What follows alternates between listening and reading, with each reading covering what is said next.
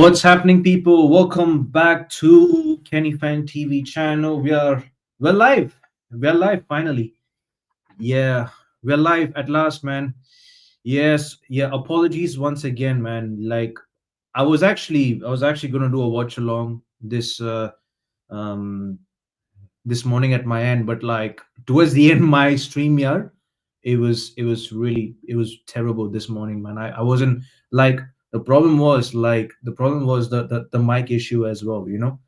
Yeah, had a bit of had a bit of like mic issues, and even yeah, the stream year this morning had a really stinker at my end, but thankfully it's been really good.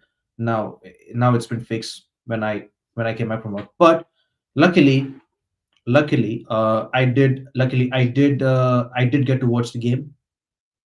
I did get to watch the game. Um, First of all, it was a decent first half performance. Buemo was such a breath of air. We needed that kind of player, and even Matthews Cunha. You see the difference. You see the difference in the quality. It's been better. It's been better, and it's really refreshing to see. It's long time. Like otherwise, we would be playing like Garnacho, um, you know, like a lower IQ players and stuff like that.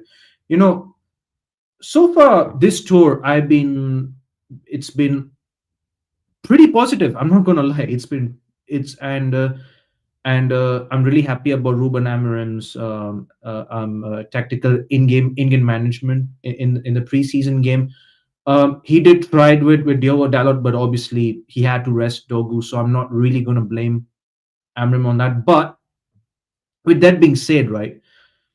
With that being said, for me, what I have concluded from this preseason was the midfield issues, which basically obviously most of our fan base were really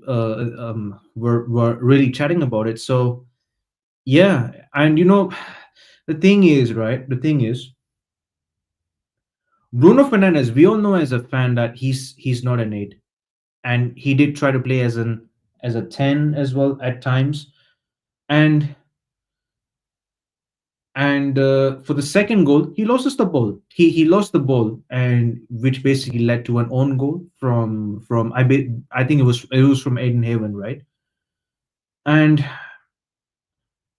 Cunha didn't really have the best of his games, because I think because of the fact that he was playing as a striker, he was being deployed as a striker, in my honest opinion. But I honestly think that he's much better as a left hand, and that's why he really thrives at Wolves, and he he did played well at doing the preseason friendly as a left hand. So to be and Diallo was brilliant, and I think he was playing more as a right 10.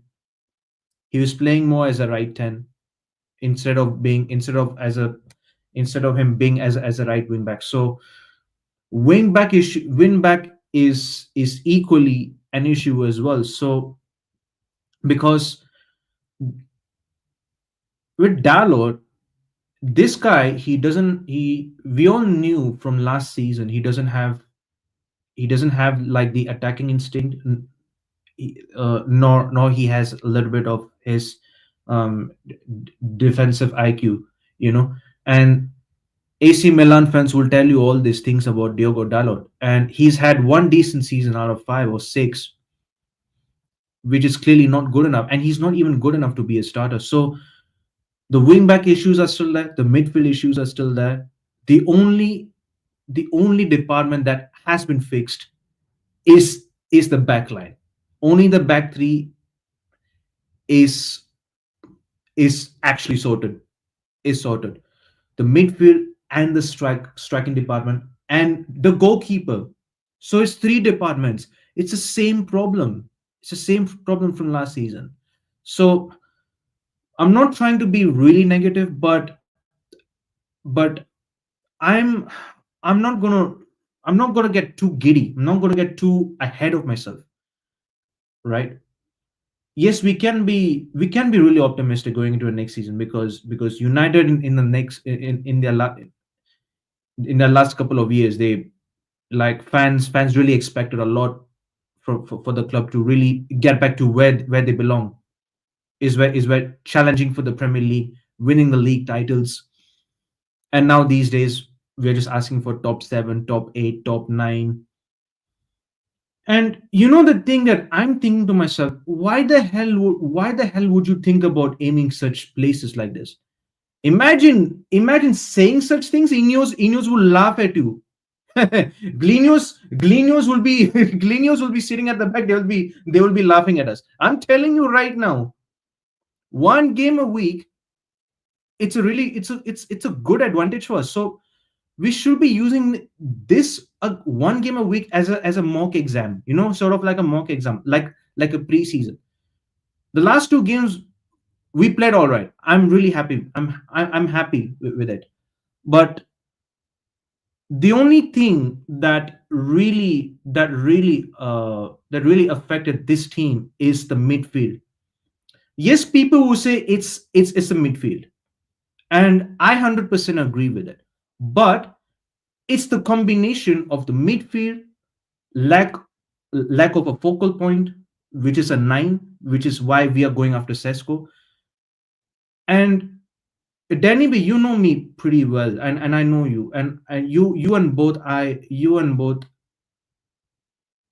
know that Sesko is not like a prolific goal scorer. He's like another young, up and coming striker. Yes, some reckless delegates will say he may be good in the next few years, but my issue is that, right, if Rasmus Holland gets sold, right, let's just hypothetically say, if Rasmus Holland gets sold, you will bring in Benjamin Sesko, who's not that really experienced, and he only scored 13 Bundesliga goals, right? So you bring him to the Premier League. How is he going to handle a lot of pressure? The expectations is going to be raised against him. Our own fan base are going to be expecting more from Sesko. Now they're expecting minimum 15 goals.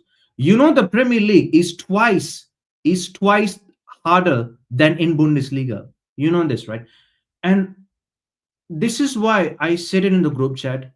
We also do need an experienced striker, like a Watkins type of player that can guide, um Benjamin Sesko on, like, how to improvise his one-on-one finishing, right?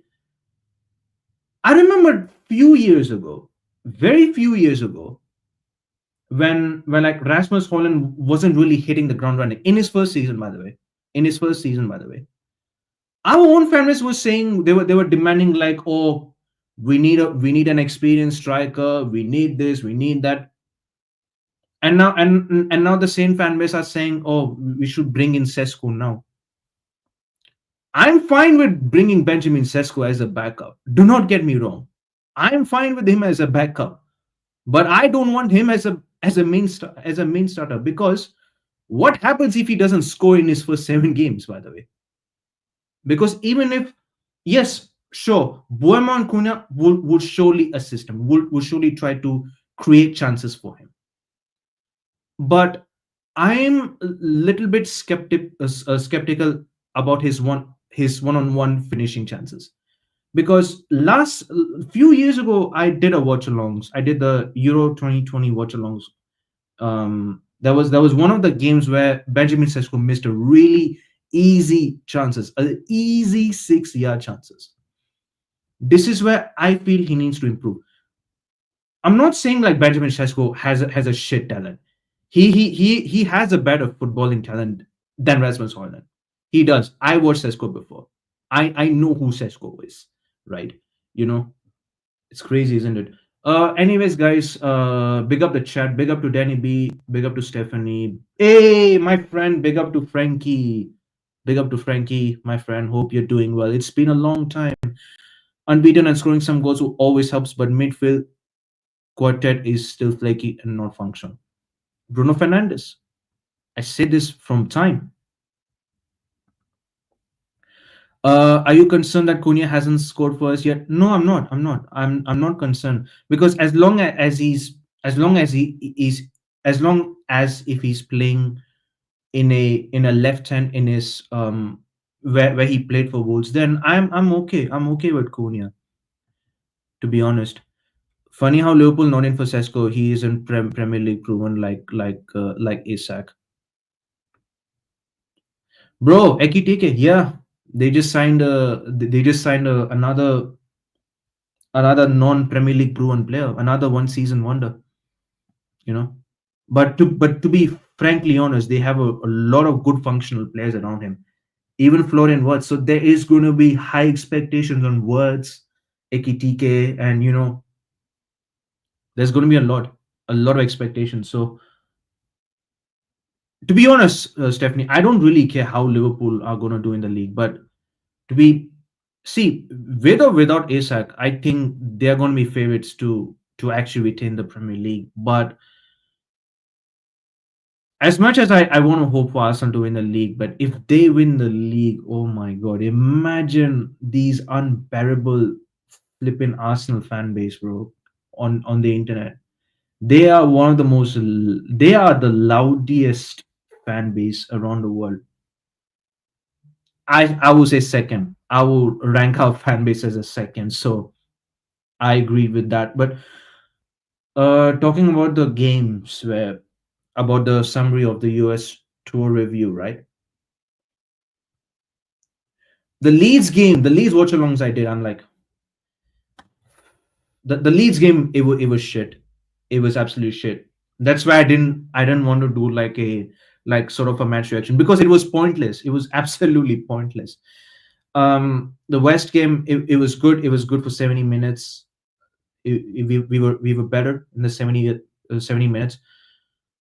Then we bring in all these scrubs, and then we ended up like conceding one goal from West Ham. Was it Bowen? Yeah, Jared Bowen. I agree with you, Stephanie. Yeah, Salah is always the key to Liverpool. Absolutely. Yeah, he's been the key figure for them in the last like 6 years. Absolutely, 100%. Yeah, I'm not that concerned about Cunha with like regards to him. I'm not concerned. I feel like Cunha is going to be a really good important signing for us, and Buemo as well. I think Buemo is going to be brilliant for us. So, and I hope Sesko turns out to be a good player because you know our fan base, they're gonna jump around Sesko like, oh yeah, oh no, why is he not scoring, why is he not, why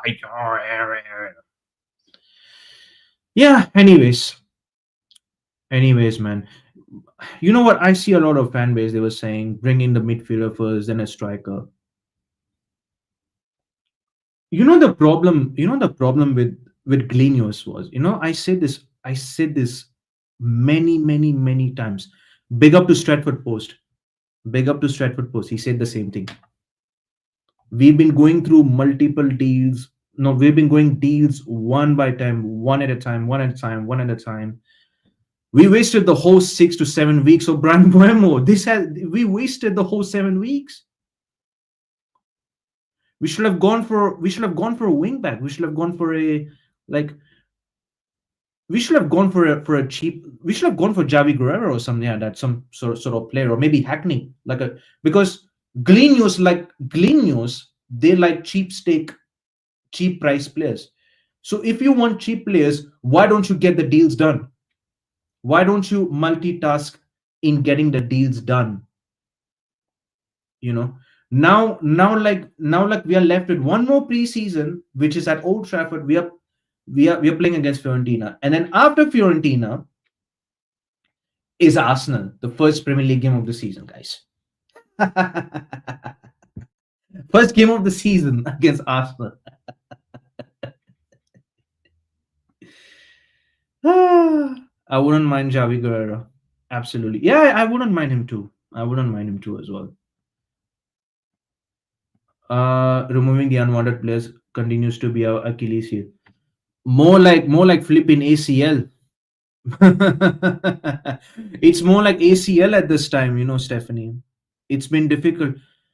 Like how the hell are we not getting midfielders? I actually thought Toby Collier was. Well, I thought Toby Collier went on loan so that now it just so that now we can now with Toby Collier's loan now we can be able to get a midfielder now. I'm like, what the hell is happening now? Like, am I tripping or something?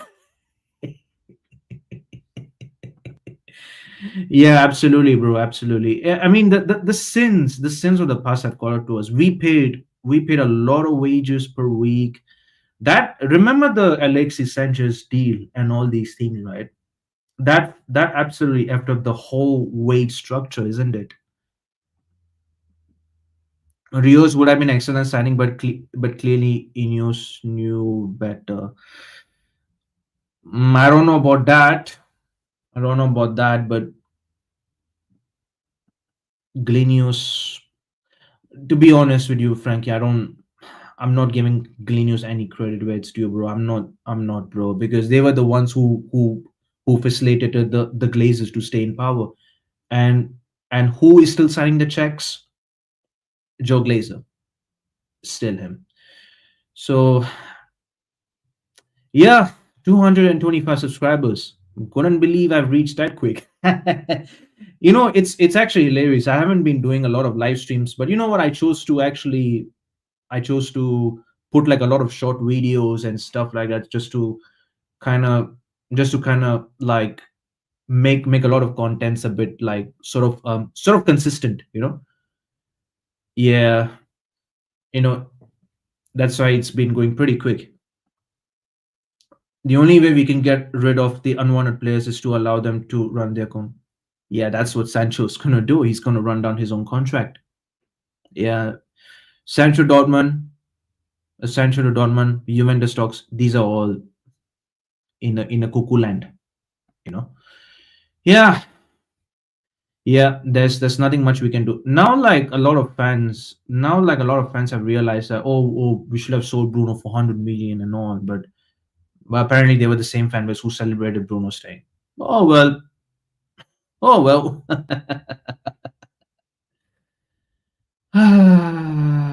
but these Bruno sexuals, they never learn, don't they? That second goal, it reminded me of Bruno Fernandes losing the ball in the Europa League final.